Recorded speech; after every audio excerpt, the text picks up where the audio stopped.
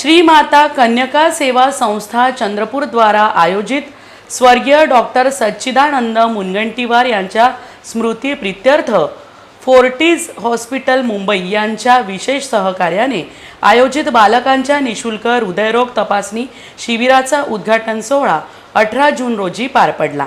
यावेळी आमदार Sudhir Mungantiwar, doctor Ashutosh Pande, doctor Bharat Soni, doctor Swati Garekar, doctor Vijay Sawant, doctor Vidya Shetty, doctor Mangesh Gulwade, doctor Shweta Aainchwar, Rahul Pawde, Rajesh Surawar, Shailendra Singh Bais, Sagar Khadse यांची प्रामुख्याने उपस्थिती होती। रुग्णसेवेसाठी एम्सपेक्षाही उत्तम असे देशातील सर्वोत्तम रुग्णालय म्हणून शासकीय वैद्यकीय महाविद्यालय व रुग्णालय चंद्रपूरची निर्मिती मी करीत आहे। हे रुग्णालय रुग्णसेवेचे प्रशस्त दालन ठरेल असा विश्वास माजी अर्थमंत्री आमदार सुधीर मुनगंटीवार यांनी व्यक्त केला। या निशुल्क हृदयरोग तपासणी शिबिरात 0 ते 18 वर्षे वयोगटातील बालकांची तपासणी करण्यात आली। यात जे बालरुग्ण शस्त्रक्रियेसाठी पात्र ठरतील त्यांच्यावर शस्त्रक्रिया करण्यात येईल। या कार्यक्रमाला बालरुग्णांसह त्यांच्या पालकांची व गणमान्य नागरिकांची उपस्थिती होती। दरम्यान या संदर्भात आमदार सुधीर मुनगंटीवार आणि डॉक्टर आशुतोष पांडे यांनी लाईव्ह चंद्रपूरला दिलेली प्रतिक्रिया। मी सर्वप्रथम या शिबिराचा आपल्याला उत्तम फायदा व्हावा, देव बोलतो बागमुखातून, देव डोलतो उंच पिकातून, या शिबिराच्या माध्यमातून देवाचा अंश असणाऱ्या या बालकांच्या आरोग्यामध्ये उत्तम असं यश यावं, यासाठी मी चंद्रपूरच्या शक्तिदायिनी तेजोदायिनी माता महाकालीच्या चरणी प्रार्थना करतो व या शहराचे सिद्धी देवता भगवान अंजलेश्वर आपल्या सर्वांच्या आयुष्यामध्ये भरभरून सुख देव, समाधान देव, तुमच्या इच्छा आकांक्षा पूर्ण करो, मनोकामना पूर्ण करो असं मी भगवान अंजलेश्वराच्या चरणी हृदयापासून वंदन करतो।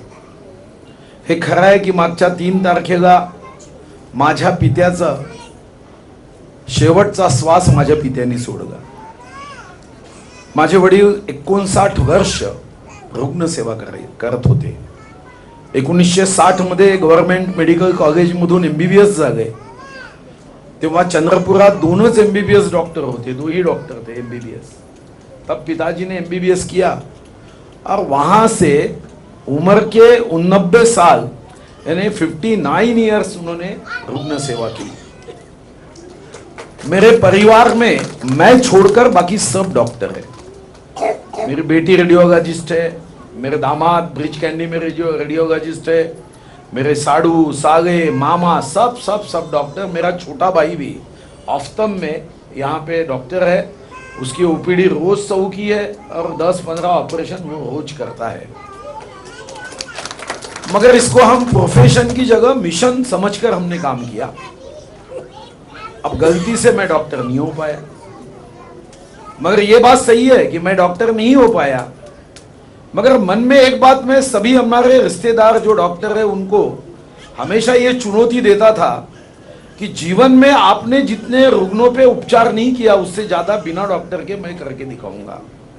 और इसीलिए चंद्रपुर में हमने जो मेडिकल कॉलेज का काम शुरू किया है, मैं ये विश्वास के साथ कह सकता हूं कि इस देश का एम्स हॉस्पिटल भी उतना अच्छा नहीं होगा जितना चंद्रपुर मेडिकल कॉलेज होगा। प्रोग्राम था मुंबई में जहाँ पे भाव की एक स्पीच थी और उस समय मैं वहाँ पे उपस्थित था जैसे आप उपस्थित हैं, और सर को कुछ बोलते हुए सुना जो मुझे ऐसा लगा कि एक नेता की अगर ये सोच है तो हमारा देश सही हाथ में है। और इस चीज़ के लिए फिर बाद में मैंने भाव से मिलने की कोशिश की और उन्होंने बहुत ही जैसे आप लोगों से मिलते उसी मन से आनंद पूर्वक तरीके से आए और हमसे मिले और मुझे फिर बताया कि कैसे क्या करना है और फिर वहाँ से हम आगे बढ़े।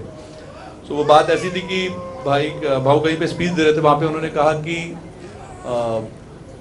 जो हमारे समाज में डॉक्टर्स हैं या जो आर्मी के लोग हैं या जो भी हैं, उसमें से एक डॉक्टर जिसने पहले बेहोश शुद्धि करने की दवा खोजी थी जिसको एनेस्थीसिया बोलते हैं, जिसमें हमको दर्द ना हो वो लगाते हैं, तो जिसने खोजा होगा उसने पहले अपने ऊपर ट्राई किया होगा ताकि उसको पता पड़े कि दर्द होता है कि नहीं। मगर जब ये कर रहा होगा तो उसकी जान को भी खतरा था, और उसकी जान को खतरा होते हुए भी उसने ये किया, और उसके कारण आज हमको ये समाज में फ़ायदा है कि हम सबको उसका लाभ मिलता है।